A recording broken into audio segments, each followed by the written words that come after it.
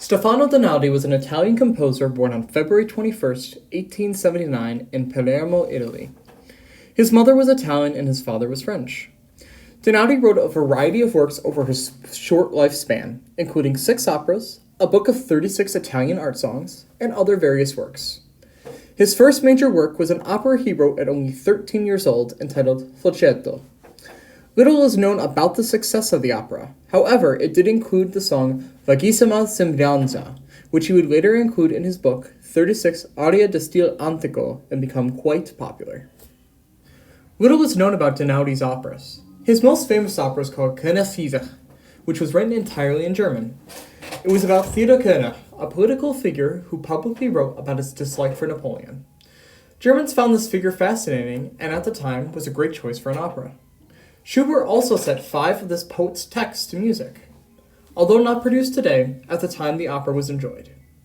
Donaudy would also go on to publish his most famous work, 36 Aria di Stile Antico, or 36 Airs of Ancient Styles, in 1918. A few years after the book was released, Donaudy republished the book in 1922. Donaudy's younger brother Alberto wrote all the poetry for the 36 songs. Their relationship was a very positive one, and they worked together on many of Stefano's works, including König Friedrich. Donaudy's final work was an opera entitled La Flaminga, and was a massive failure.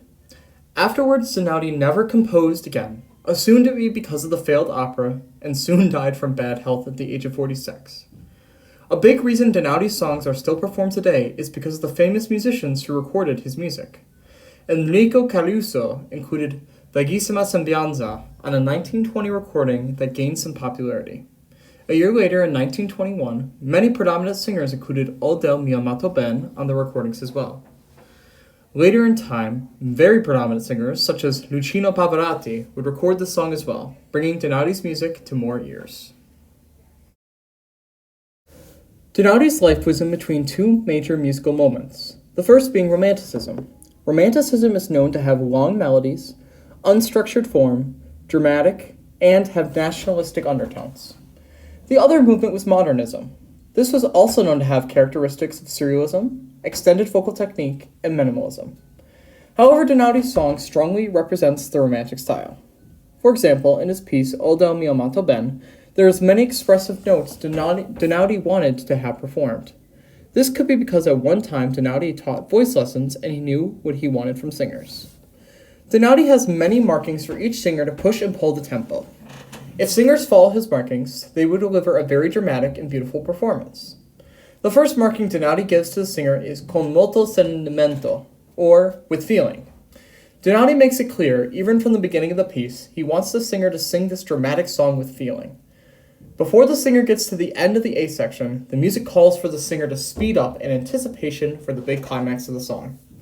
For the climax of the song, Donaudy notates, Largamente e sost con anima, which means very broad in style and animated.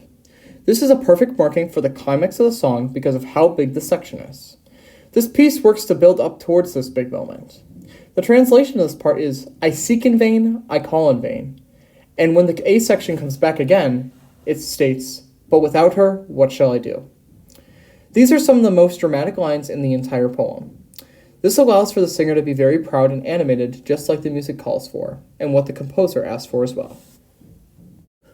Another song in Donaudy's 36 Aria di Stile Antico is Sorge sol che vai tu.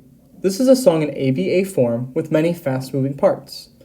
During the A section of the song, the singer sings in mostly choppy-feeling phrases, with the singer declaring, the sun is coming up.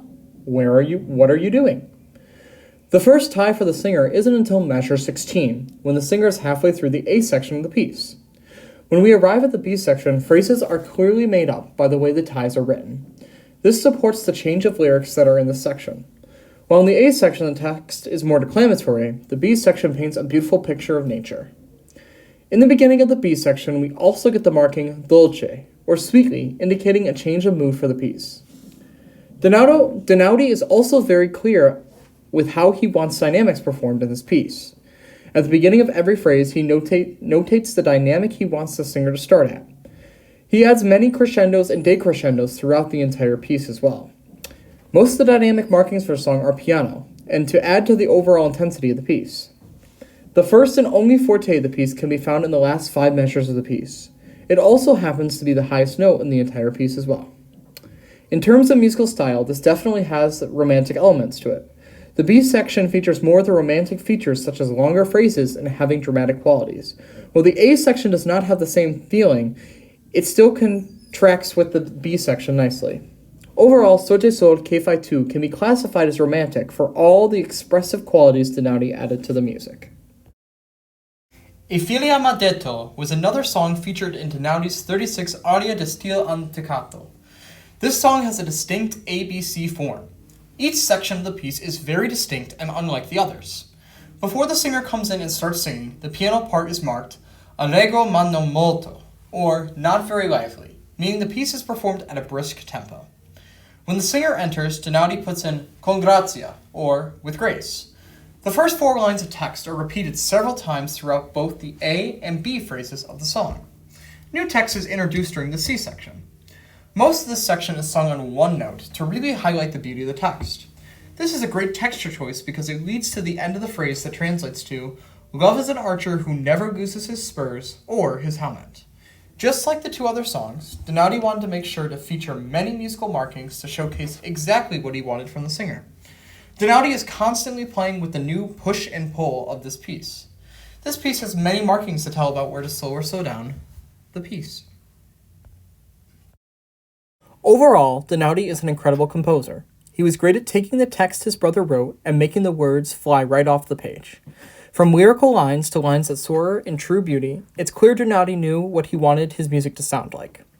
One of his best qualities was his ability to put all the markings in his music to communicate the type of sounds he wanted created. This made him very successful in perceiving the music the way he wanted it to be.